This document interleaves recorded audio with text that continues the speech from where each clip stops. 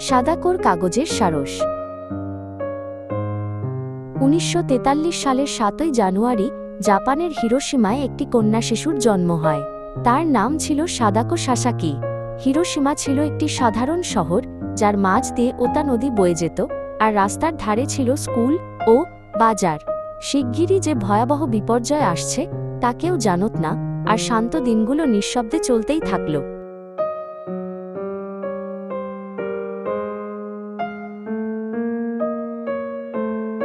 1945 সালের 6 আগস্ট সকাল 8:15 হিরোশিমার ওপর একটি পারমাণবিক বোমা বিস্ফোরিত হয়।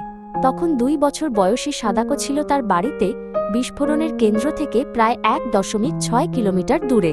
এক মুহূর্তের মধ্যে চোখ ধাঁধানো আলো আর প্রবল আঘাতের ঢেউ পুরো শহরটিকে গ্রাস করে নেয়। এক নিমেষে হিরোশিমা ধ্বংসস্তূপে পরিণত হয়, আর অগণিত প্রাণ ঝরে যায়। অলৌকিকভাবে সাদাকো বেঁচে গিয়েছিল। বিস্ফোরণের সময় সে গুরুতরভাবে আহত হয়নি এবং বড় হতে হতে সুস্থই মনে হয়েছিল। যুদ্ধের পরে সে হয়ে ওঠে প্রাণবন্ত এক মেয়ে, যে দৌড়াতে খুব ভালোবাসত। তবু বিকিরণের অদৃশ্য প্রভাব নিঃশব্দে তার শরীরের ভেতরে রয়ে গিয়েছিল।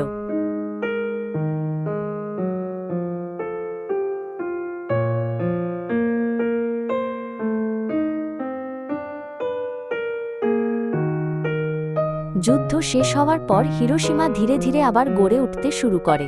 ধ্বংসস্তূপের ওপর নতুন করে স্কুল তৈরি হয়, আর শিশুরা আবার শ্রেণীকক্ষে ফিরে আসে। সাদাকো নোবোরিচো প্রাথমিক বিদ্যালয়ে পড়ত এবং দৌড়বিদ হওয়ার স্বপ্ন দেখত। দৌড়ে সে অসাধারণ প্রতিভা দেখায় এবং স্কুলের প্রতিনিধি হয়ে প্রতিযোগিতায় অংশ নেয়।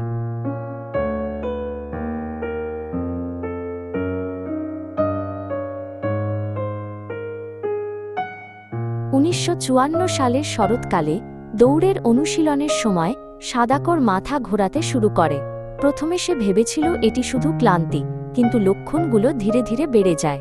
একদিন স্কুলের ক্রীড়া দিবসে সে হঠাৎ লুটিয়ে পড়ে। উদ্বিগ্ন পরিবার তাকে হাসপাতালে নিয়ে যায়।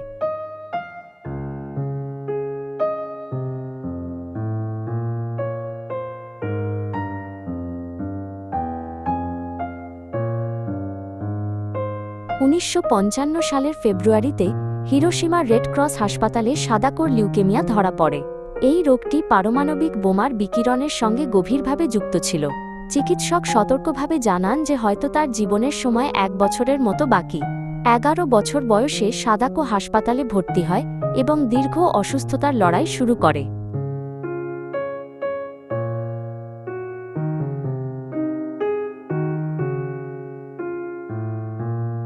হাসপাতালের বিছানায় সাদাকোর দিনগুলো নীরবে কেটে যাচ্ছিল। জানালার বাইরে হিরোশিমার আকাশ তখনও নীল আর পরিষ্কার ছিল। ওয়ার্ডের ভেতরে অন্য অসুস্থ শিশুদের ক্ষীণ কাতর শব্দ শোনা যেত। সাদাকো প্রাণপণে আবার মাঠে দৌড়ানোর স্বপ্ন দেখত।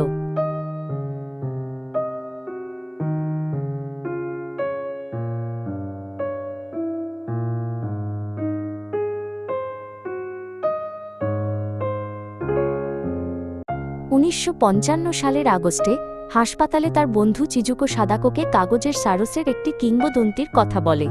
এটি ছিল একটি প্রাচীন জাপানি গল্প, যেখানে বলা হয় 1000 কাগজের সারস ভাঁজ করলে ইচ্ছা পূরণ হয়। সাদাকো এটিকে শুধু একটি গল্প বলে মনে করেনি। কাগজের সারসই হয়ে উঠল তার আবার বেঁচে থাকার আশা।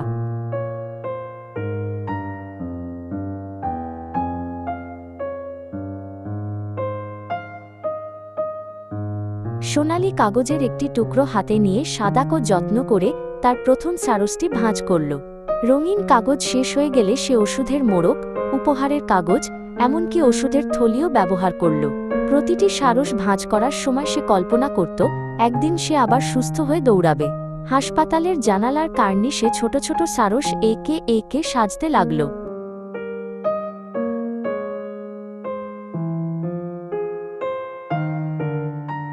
সাদাকোর শরীর যত দুর্বল হয়ে পড়ছিল, তার হাত ততই সারস ভাঁজ করতে থামেনি।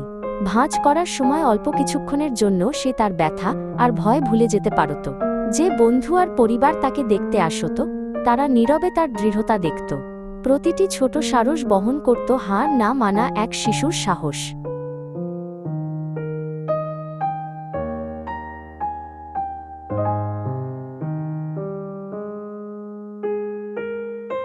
1955 সালের গ্রীষ্ম আর শরৎ পেরোতে পেরোতে সাদাকোর অবস্থা দ্রুত খারাপ হতে থাকে।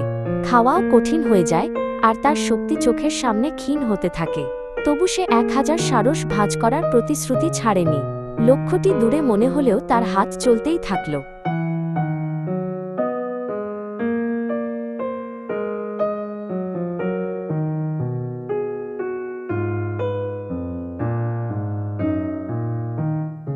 সাদাকোর ইচ্ছা ধীরে ধীরে নিজের গণ্ডি ছাড়িয়ে অন্যদের জন্য ছড়িয়ে পড়ে। সে চাইত হাসপাতালে থাকা অন্য শিশুরাও যেন সুস্থ হয়ে ওঠে।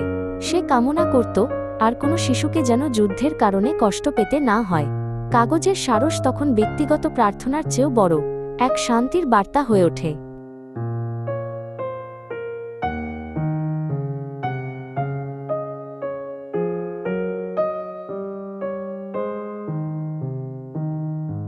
উনিশশো সালের 25শে অক্টোবর সকালে 12 বছর বয়সে সাদাকো মৃত্যুবরণ করে।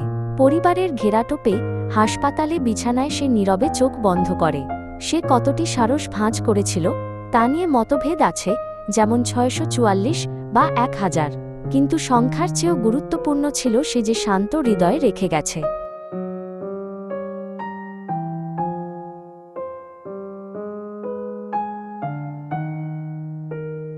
সাদাকোর মৃত্যুর পর তার বন্ধু ও পরিবার কাগজের সারস ভাঁজ করা চালিয়ে যায়। তারা সেই ইচ্ছাকে এগিয়ে নিতে চেয়েছিল যা সে শেষ করতে পারেনি। কাগজের সারস আর শুধু হাসপাতালের ঘরেই সীমাবদ্ধ রইল না। সাদাকোর গল্পের সঙ্গে সঙ্গে তারা ছড়িয়ে পড়ল সারা পৃথিবীতে।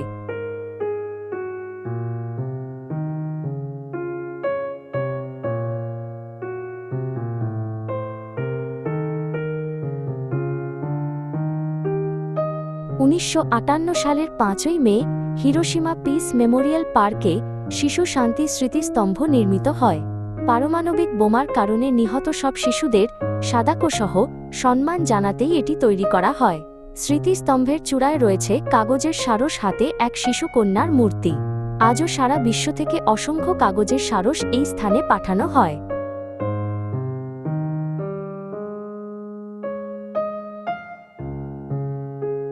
সাদাকোর গল্প জাপানের সীমানা পেরিয়ে সারা বিশ্বে ছড়িয়ে পড়ে।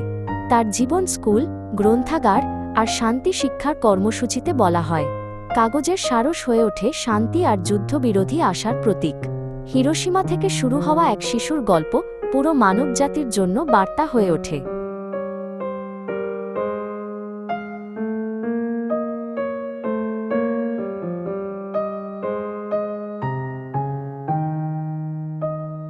সাদাকো যুদ্ধ বেছে নেয়নি। সে শুধু সেই সময় আর সেই জায়গায় জন্মেছিল। তার জীবন দেখায় যুদ্ধ কিভাবে নির্দোষ মানুষের গায়ে ক্ষত রেখে যায়। এটি আমাদের মনে করিয়ে দেয় শিশুদের ভবিষ্যৎ কখনোই বলি দেওয়া উচিত নয়।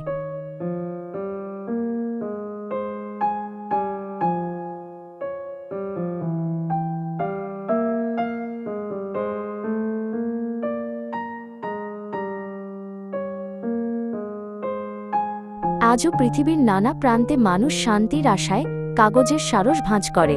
প্রতিটি সারস বহন করে সাদাকোর নাম আর হিরোশিমার স্মৃতি। কাগজের সারস হল অতীতকে মনে রেখে বর্তমানকে বাঁচার এক প্রতিশ্রুতি।